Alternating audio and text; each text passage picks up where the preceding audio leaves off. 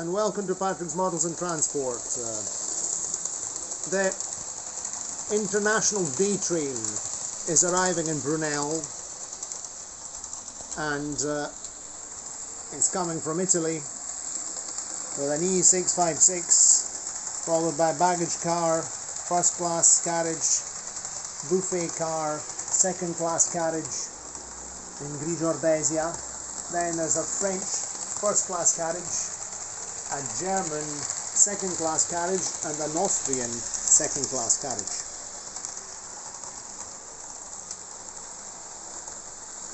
This is a great moment for the city of Brunel because it's the first time since this railway city or town was given its name that it has been honoured by the presence of an international day train. This is a day train as there is no sleeping car.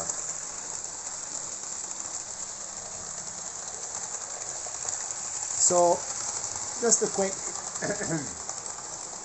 a few words on the locomotive. 1978-79. 1979 I got it. That was my very first electric locomotive. Lima FS E656, followed by the three carriages from the Treno Bandiera, my first train set. So respectively the baggage car, the first class carriage in Treno Bandiera livery, and the buffet. These buffets are still in service. Then we have a grey Grigio UIX carriage, followed by a Jouef green first class carriage, very basic model. I improved it with weights, glazing, and I also put frosted glass in the toilet, meaning some tissue paper. And then we have the Roco Röwa Deutsche Bahn carriage, very nice model, the one that was missing a wheel, and I managed to get a wheel of the same size. You can see the wheel, the replacement wheel, it's a shiny one. And then we have the Kleinbahn Austrian Federal Railways 1980s carriage. It was a Christmas present from my aunt and uncle when I was about 10, and they're also responsible for my Kleinbahn station and my Kleinbahn platform, this main platform here. Platform number 1. It's daytime, so the lights are off. Energy saving measures in Brunel. We only have the sunshine in the form of a 40-watt bulb. Yes, it's a real 40-watt tungsten bulb because Patrick's Models and Transport otherwise can't see what's happening. There's LED in the main light.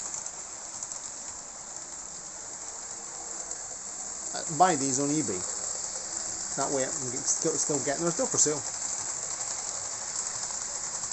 In the meantime, the traffic is chaotic as usual.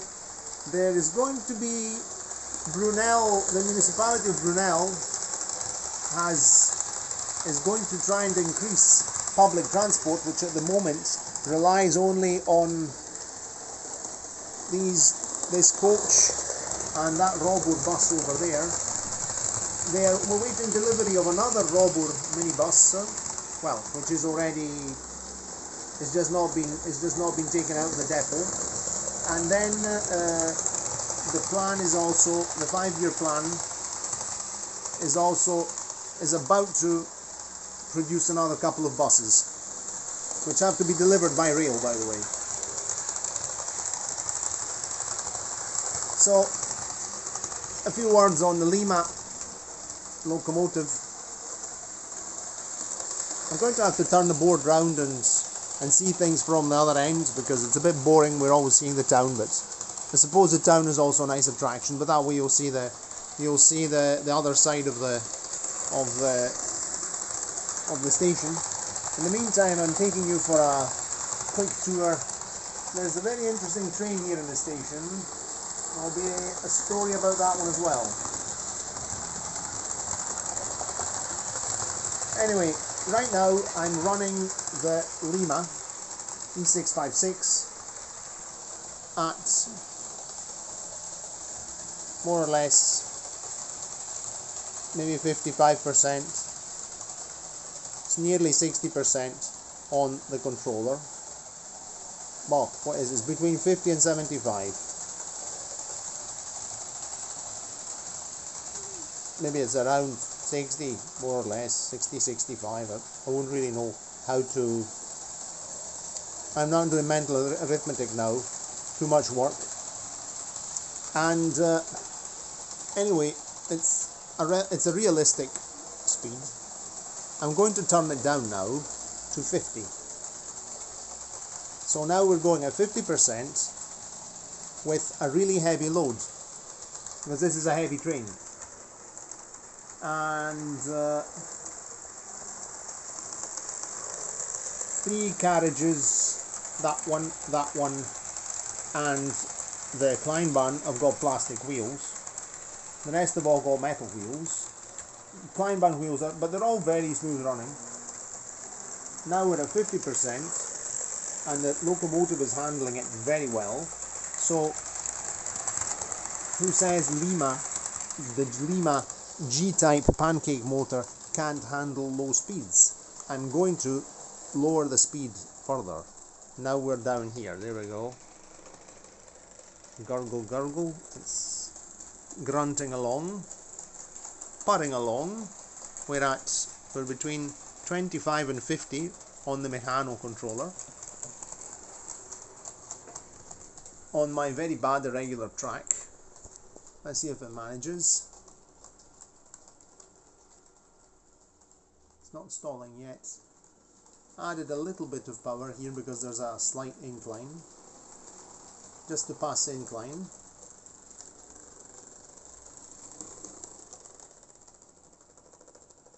And we come to a gentle stop. And this is what you can obtain from a Lima G-type pancake motor if you lubricate the gears, lubricate the bearings, very important. On the bearings I always put a spot of technical 50-50 technical petroleum jelly and sewing machine oil. Sorry, I'm a bit tired. I didn't sleep much last night, and I had a very intensive lesson this morning at 10 o'clock. Ugh. Generally, I prefer to do other types of office work in the morning, but at the moment it's only lessons. And the 10 o'clock ones are heavy duty. And I was going to say another thing about this. So anyway, you can obtain very good results from a Lima G-type motor by lubricating the gears, cleaning it very well, cleaning the commutator, cleaning the brushes, cleaning the gears, of course, removing any lint, fluff, old grease. These motors were born without grease because Lima sustained the nylon gears don't require greasing. No, they do require a very light grease. You can use the grease you want. I like technical petroleum jelly. I find it very good, or technical Vaseline. I usually call it technical petroleum jelly or technical Vaseline. And I also apply technical petroleum jelly to the axle boxes down in the axle boxes of the driven bogie, and on axle boxes and pickups on the pickup bogie, and also on this bogie here is not powered, so even here I opened it up, took away the base plates, technical petroleum jelly on the axle boxes, and that guarantees very, very smooth running. This locomotive here is still in its original state. I've not painted the pantographs yet. They should be red. This is exactly as it came out of the box when I was a kid, and I think I'm going to at least, paint the pantographs. I've been considering also adding lighting. I would like to have reversible lighting as well. It would be an idea to have reversible lighting like on the E424. yes, it could be an idea. On the other hand, I don't know, I might be lazy and just leave it, just paint the pantographs. I could be laziness personified and do something else, I don't know. I like it even like this, it's not really a problem.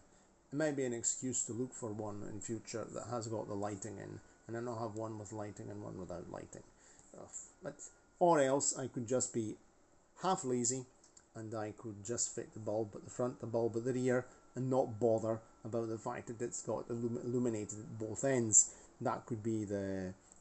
I would, if I do put the lights, I would like to do the job properly and you know, study how it's done, how to have reversible lighting.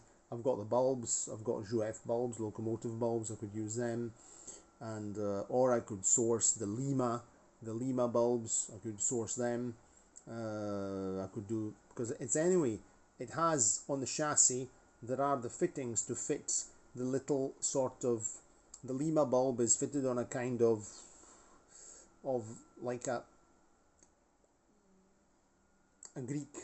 Greek letter P structure with a bulb pointing down, you see, and it just clips into the chassis. So maybe the best thing to do would be to actually use the proper Lima equipment and not to botch up adapting a Jouef, because it would point downwards, it would point into the... Anyway, but this is something that can be done. I'll definitely do the pantographs, that way it'll look the same as the E424. Okay, so that's enough chatting for the moment. I think we're going to pull up in the station and then I'll go and have my dinner because I'm getting a bit hungry. There we go, we're leaving very slowly.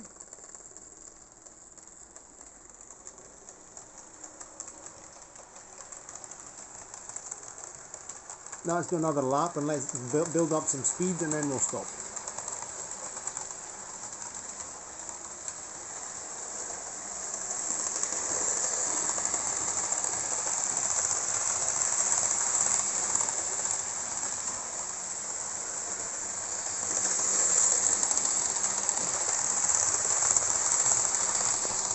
It's 75%.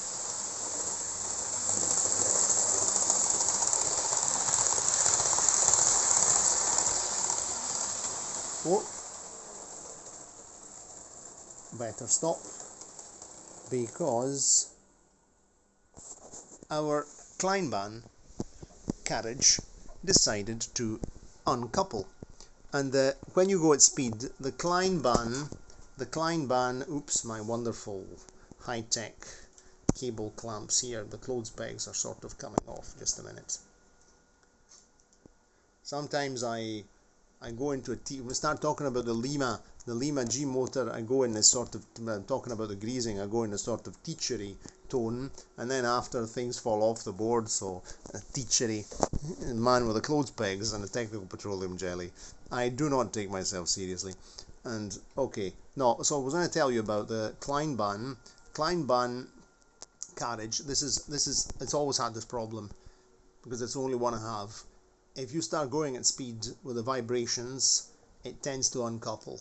So you have to watch out the Kleinbahn. So when I pushed it up to 75, it just disconnected, and so we avoided an unpleasant crash. Okay, so that's it for the moment. It's a very smooth running one, huh? Look how well it goes. It's nice. It's a smashing one. Okay, it's smashing. Good job we didn't have a smash. Okay. Apart from that, cheerio, and see you next time. If you enjoyed the video, give it a like, not me a like. It's the video, it's important. I'm just this bumbling idiot that's talking.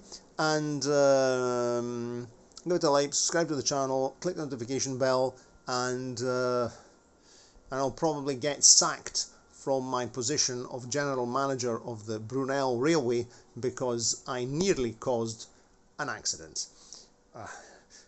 Sooner or later I'll do a Gomez Adams on a video. You know, the Adams family, or Gomez Adams would play with his train set and then crash them. Actually, I would have the perfect candidate.